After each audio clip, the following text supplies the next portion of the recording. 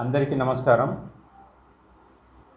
నిన్నటి దినం శ్రీ జనసేన అధినేత పవన్ కళ్యాణ్ గారు ఉప ముఖ్యమంత్రిగా ఛార్జ్ తీసుకోవడం జరిగింది.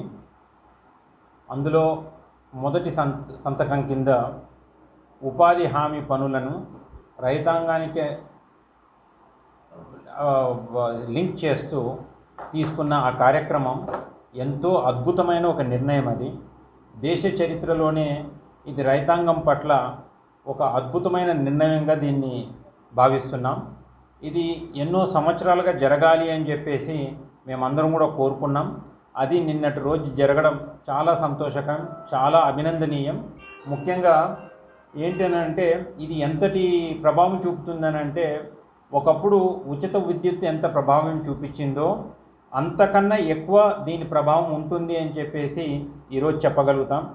ఎంతోమంది రైతాంగంగా చేయాలి అని చెప్పేసి అని అనుకుంటున్నా, చదువుకున్న వాళ్ళు కూడా రైతాంగం పని చేయాలి అని చెప్పేసి అని అనుకుంటున్నా, ఈ కూలీల వ్యయానికి భయపడి వాళ్ళు రైతాంగానికి దూరంగా ఉండినారు. ఆ కార్యక్రమం పంట పండించే కార్యక్రమానికి దూరంగా ఉండినారు. కానీ ఈరోజు అనుసంధానించడం వలన రైతులకున్న అతి ముఖ్యమైన అతి ఇబ్బందికరమైన ఒక సమస్యను తీర్చడమైనట్లుంది. దీనికి రైతుల పక్షాన, ప్రజల పక్షాన, మా కాన్స్టిట్యున్సీ పక్షాన ఆయనకు అభినందనలు, కృతజ్ఞతలు తెలియజేస్తున్నాం.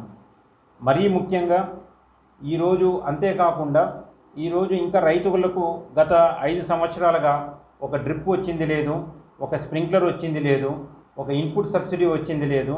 వీటన్నిటిని కూడా మళ్ళీ పెట్టాలి అని చెప్పేసి మేము ప్రభుత్వానికి విన్నవిస్తున్నాను. అంతేకాకుండా గతంలో 16,000 రూపాయలు కడితే ఒక ఎలక్ట్రికల్ కనెక్షన్, మోటార్ కనెక్షన్ రైతాంగానికి వచ్చేది. అది ఈనాడు అన్ని రకాలైన ఖర్చులు, డీడీలు కట్టడం కానీ, లేదనంటే లోపాయకార ఖర్చులు కానీ, వీటన్నిటిని చేసి దాదాపుగా 3 లక్షల రూపాయలు ఒక్కొక్క రైతు నెత్తిన మీద ఛార్జెస్ పడుతున్నాయి.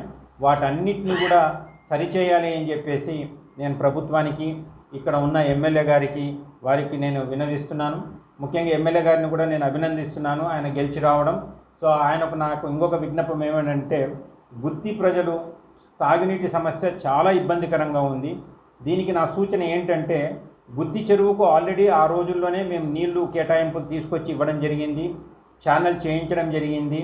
సో అంచేత గుత్తి చెరువు కింద ఎలాగూ పంటలు లేవు.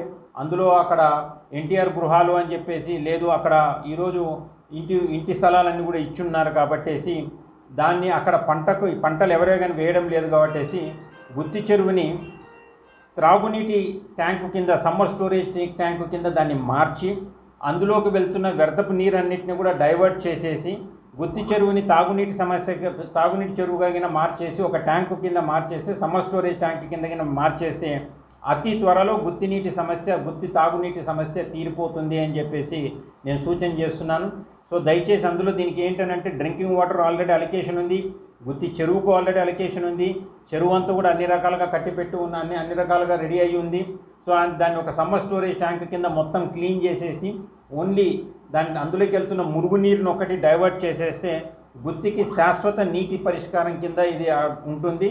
సో దయచేసి దీన్ని చేయాలి అని చెప్పేసి నేను కోరుకుంటున్నాను. జై హింద్. ఇది కాదు, సో ఏదున్నా కానీ గతంలో చాలా ఇబ్బందులు పడ్డారు ఇండస్ట్రియలిస్ట్ అంతా కూడా. అందులో నేను కూడా ఒకరిని. వాటన్నిటిని కూడా రాబోయే ప్రభుత్వం, ఇప్పుడున్న ప్రభుత్వం, ఇప్పుడు కొత్తగా ఎలక్ట్ అయిన ప్రభుత్వం వాటన్నిటిని కూడా తీరుస్తుందని చెప్పేసి నేను భావిస్తున్నాను, ఆశిస్తున్నాను. అందులో ముఖ్యంగా ఏంటంటే, ఒక ఇండస్ట్రియలిస్ట్ని అంటే టీజీ భరత్ గారిని ఈరోజు పారిశ్రామికల మంత్రిగా, తర్వాత ఫుడ్ ప్రాసెసింగ్ మంత్రిగా చేయడం అన్నది చాలా అద్భుతమైన విషయం.